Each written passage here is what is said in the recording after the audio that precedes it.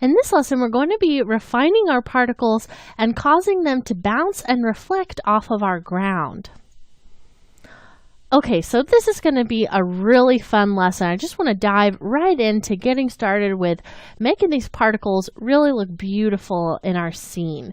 So we start off kind of just right over here where these particles are first going to come out of the side of our logo here. So let's kind of come over here and take a look at some of the parameters we have set. And what I actually want to do is just kind of move forward, let's say right about here, just so that we can see more of those particles after they've been born. Now I want to go ahead and turn down the birth rate a little bit because right now there's really quite a few of these. So let's just turn those down just a little bit smaller. Now I've got this at 0.1 right now. We may turn it up a little bit more in a moment, but you'll see here in a second that we really don't need very many for how we're about to change this. I also want to turn the longevity up because after a while we're definitely going to want these particles to be bouncing on the ground and kind of laying there. So I already know I need that to be pretty high. And we've already got our producer pretty much set up the way we need it to be. If you wanted to, you could maybe change those radius if you need to, but really that's pretty much how it's going to be. So I'm going to toggle that back up. Now let's go into our physics. So we start out with explosive as that default animation, and I'm going to change this to cone axis. And basically what that does is it's going to give us just kind of more of the correct shape that we're going to be using. Now I know it looks a little bit strange right now, but we need to go in and kind of just turn things around a little bit. So I want to turn that velocity down considerably, and this is going to help to make it look more like that stream that we've been talking about. And I'm also going to go ahead and turn off those fast previews again, just so we can see this as it moves. And I actually want to move this down so it's just a little bit below 0 at a -2. So we almost have a little bit of negative velocity here. And you can see that that is already looking really, really nice. That's really, really pretty.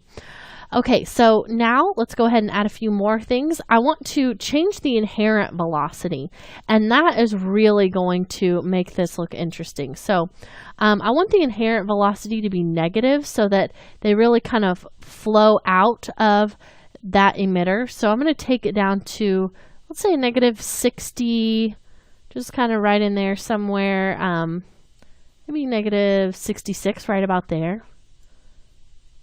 So you can kind of see how that creates that sort of stream of particles that kind of comes up and loops around. Really interesting. And I'm also going to turn the gravity down too. So let's just turn that gravity down to like a 0.1. And now when I scrub through that beginning part, you can really start to see those particles make a really interesting shape just as they kind of zip down through there. Really nice. Okay, let's maybe even turn that longevity down a little bit more to, let's do just 8 even for that. Right about there. And that's going to help those colors to show up a little bit sooner. Okay, so this is looking good. Let's go ahead and add a few more things.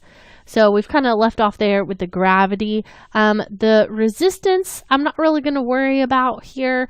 And the extra things we don't need to worry about. But let's go ahead and take a look at the floor. So right now the floor is sitting here at pretty much a good spot. We can, move it down a little bit, move it up a little bit if we wanted to. But really, I'm pretty happy with the positioning of the floor just at that default because it's still in frame here. And I'm going to leave that particle visibility at all, and we'll leave our render animation to normal. But where we see the floor action, I'm going to change this to bounce. And now we're going to get this really great bounce on these particles that are going to lay out on the floor. And because we have turned up that longevity, those particles just kind of remain laying there and just have this really interesting, beautiful look. So you can kind of just see what that creates. Now, this looks like it kind of continues on for a little while too long. Once it goes up there, it just kind of sits there and they rain down. So we need to cut that off a little bit earlier with some keys, but we'll do that in a moment once we get the rest of these parameters adjusted. So right now our bounciness, I mean, that's pretty good, just sitting there at 65. I think that looks nice.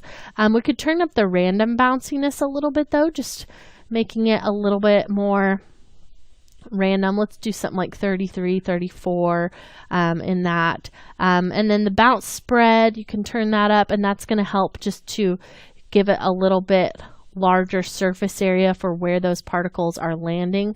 But that doesn't have to be huge either. So I think that'll look nice. It's just going to take up a little more, really what looks like Z space there.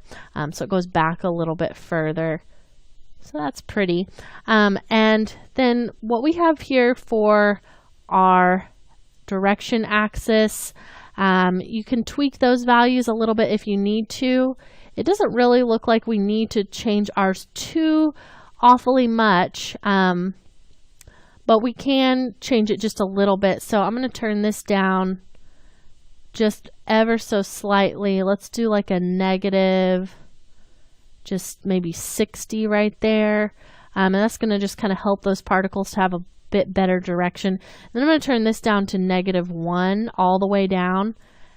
So it's almost as if those are kind of flipped now. That's really useful, especially if you wanted to change this from cone axis to directional. But I think cone axis actually looks a little bit better just with the direction that those particles are pointing as they come out. And I'm going to leave the particle as a line because that really does look like those sparks that we're wanting to get here.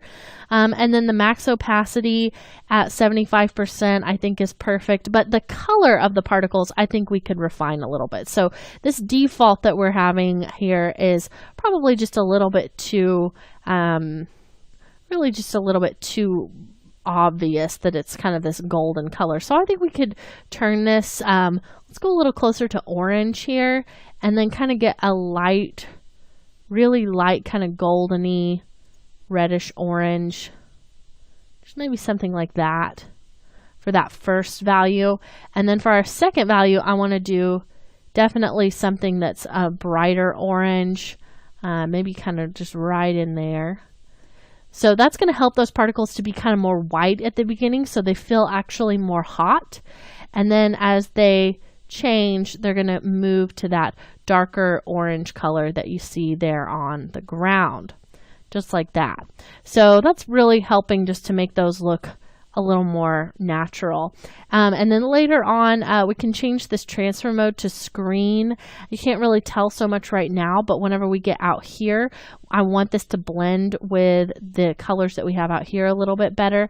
So that's going to just help that as well. Okay, so now that we have this all set up, I want to go ahead and add our keys. So let's come in here and start to figure out where we want to shut these keys off.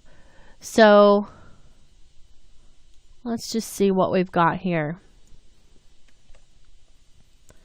Okay, so actually I think I might like to back this particle system up a little bit so it begins sooner, because I think that this part starts to be just have a little bit of a boring lag in between there. So I'm actually going to take both of those systems, the null and the yellow solid, and we'll just drag them backwards just a bit. And if you have any kind of trouble with your particle system kind of snapping around a little bit, you can change that birth rate just a bit, and that's going to help it. Now you can see how if we would have left that birth rate at that high level that it was at before, it really just looks very overpowering. So I'm going to take that down to a 1. And then let's come in here. Definitely, I think this might look better if we make this a little bit smaller here on the producer. So as I was saying, you can take those radius down on all of those values, and now this just looks like a much more refined stream. Yeah, I really like that much better. Okay, so right about here, I think where this starts to make it all the way up here to the top, I think is where this can start to kind of cut off. So let's go ahead and set a keyframe for our birth rate. And then let's move forward about 30 frames, or really we could do it maybe just right about there. We'll take that all the way down to 0. Now let's hit the U key with that yellow solid selected, and let's just see what this looks like. So it still feels like they kind of linger there for a little bit too long. So I think right about here is where they probably need to start being almost finished. So I'm going to go ahead and pull that backwards.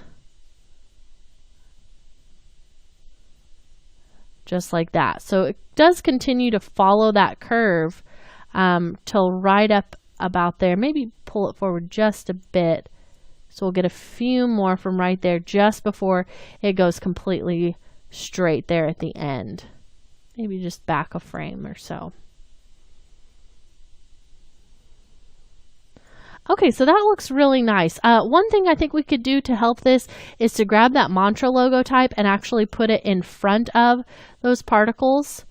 So now that feels like that's sitting closer to us, and the particles have kind of landed behind that. So that makes that look a little bit more realistic. And maybe even grab that mantra logo type and raise it up just a bit so it feels more like it's on that same plane with those particles. But already this is starting to look really nice and really refined. We can watch a RAM preview of just what we have so far. And there's you know, there's so many things that you could go in here and change and tweak. You could spend all day really making it perfect, but I think that already this really does look nice.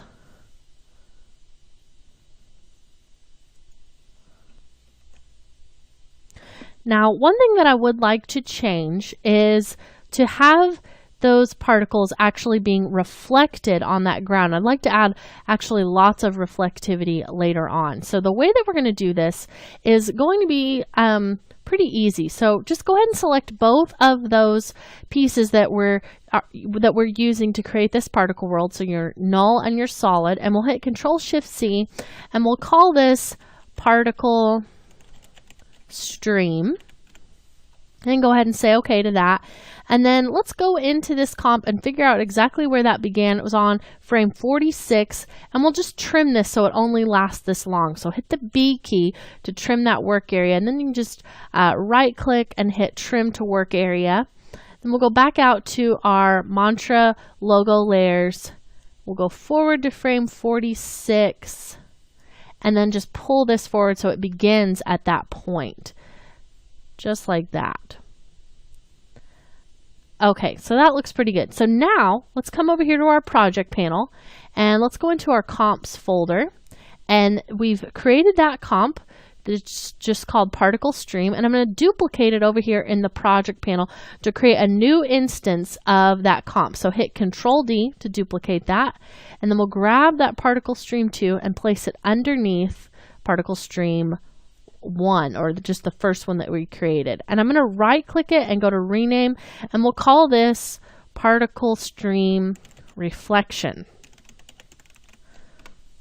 Okay, and now we're going to go inside of this particle system, and because we duplicated it in our project panel, we don't have to worry about it interacting or changing something in the other one that we have. So this one, let's go into our effects and go to your physics, go to your floor, and now the only thing we need to change is right here where we have our render animation. So we had it set to normal where we could just kind of see everything as it was, and I'm going to change this to reflected on floor. So now it's basically a mirror image just kind of flipped upside down, just like that. And now we can go back to our comp that contains both of these, and if we scrub backwards, you can see that now we have this beautiful reflection there on the floor. Really, really nice. And later on, we'll add some more reflection to our other pieces as well. But one thing that I want to do just while we're here is to kind of tweak this. So right now, the floor almost looks like it's completely glass because it is a mirror image. So to designate that this is the floor, let's go ahead and change a few things. So I'm going to turn down the opacity of the reflection. So you can bring up the T key, and let's just turn this down to about 25%. So already that's going to make that look a little bit better. And also, also, I'm going to add some blur. So type in camera lens blur, and that's just a great blur to use for this kind of thing, and we'll drop it onto that reflection. I'm going to turn this down so the blur radius is only at a 2 instead of a 5. So now we have just this really nice reflection that is being generated through our particle system, and all we had to do was change one little property. And note that if you do make a change to one of these particle systems, the stream or the reflection, it's not going to be reflected in the actual reflection. This is really just another comp that simply has close to the same parameters. So you may end up with a little bit of an issue if you do something like that. So I would be careful. Just make sure that you have updated any change that you make in one to the other, just, for the behavior of those particles. So just kind of watch out for that. Now, in our next lesson, I'm going to show you how to use a flare to lead this particle trail. So instead of the particle trail just kind of coming off this by itself, I'm going to use a bright light just to lead that along that edge. So we'll just kind of be making this a little more refined, a little more beautiful. So stick around, we'll learn how to do that in our next lesson.